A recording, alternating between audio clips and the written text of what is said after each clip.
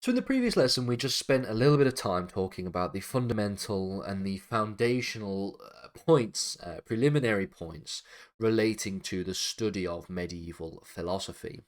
This video is going to take an introduction to the first of our major topics, which is of course the study of Augustine of Hippo, Saint Augustine of Hippo, as one of the first medieval philosophers, at least the first medieval philosopher that we are going to concern ourselves with for this series.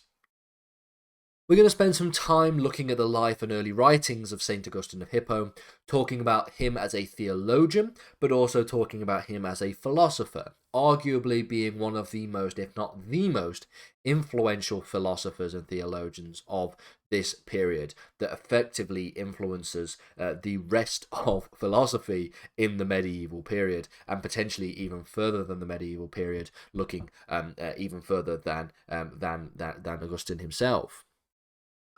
So, fundamentally, this video is going to concern itself with an examination of the life of Augustine, the reasons why we divide his life up into the ways that we do as people who are trying to study the life of Augustine as theologians and as philosophers. But then we'll also spend a little bit of time talking about his earliest philosophy, okay?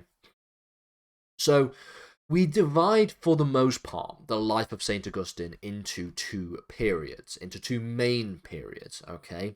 Now, Augustine himself divides his life into a number of different periods when we talk about his Confessions, an autobiographical understanding of his life, but he doesn't. There's some differences that we have to make reference to there, but we can, for the most part, we can think about his life, his writings, and his intellectual ideas as being divided into two main periods. We have the sort of period that takes place after his baptism. His baptism takes place in the Easter of 387 AD, at which point Augustine is already in his 40s, in and around that time, or maybe a little bit earlier, maybe in his 30s, and he wrote during this period, just after his baptism and his conversion to Christianity, he wrote a number of interesting works of philosophy. We'll get to these in a second, okay? But then we also have a period where his writings and his output is fundamentally writings on apologetics and writings on theology and a number of quite controversial theological ideas.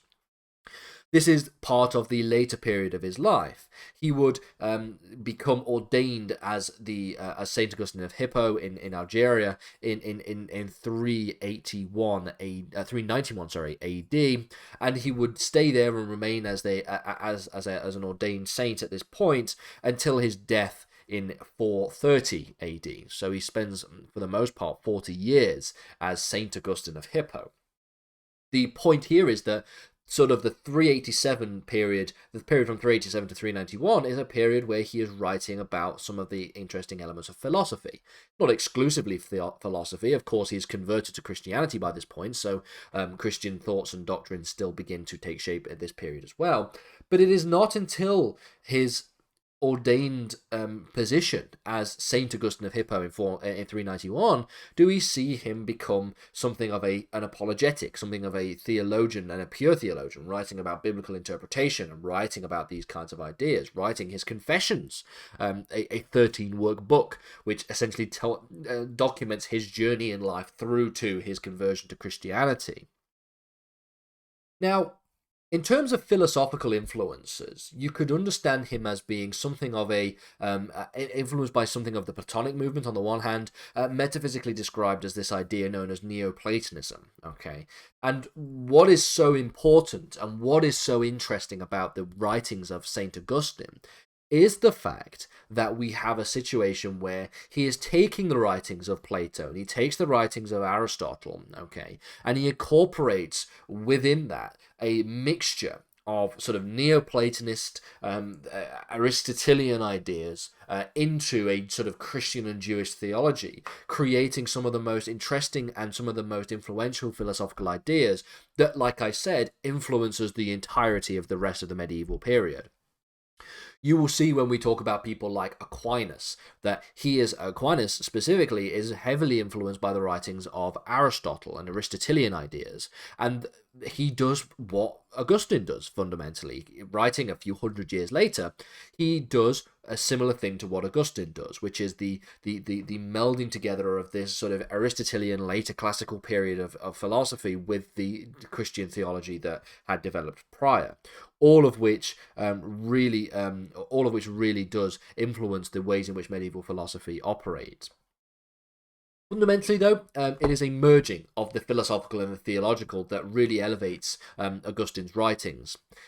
And I just wanted to do an example. Okay, I just wanted to really give an example of some of the ways in which philosophy was influencing Augustine before his period of becoming ordained in 391 AD.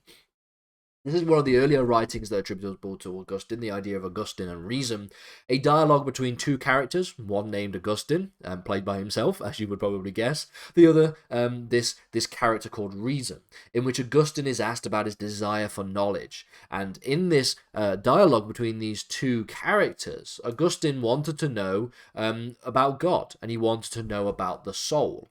And it is in this period that we see that in reply, Reason tells Augustine that he can show him God and he can show him the immortality of the soul.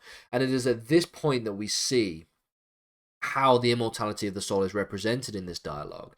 The immortality of the soul is represented as truth, the concept of truth being immortal, and the fact that truth is the home in the soul, has a home in the soul.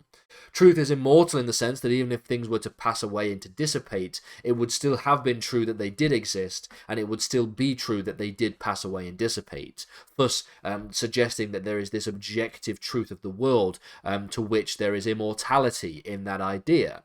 And so this is one of the ways in which Augustine operates, and or at least in this dialogue, Reason replies to Augustine in this particular passage.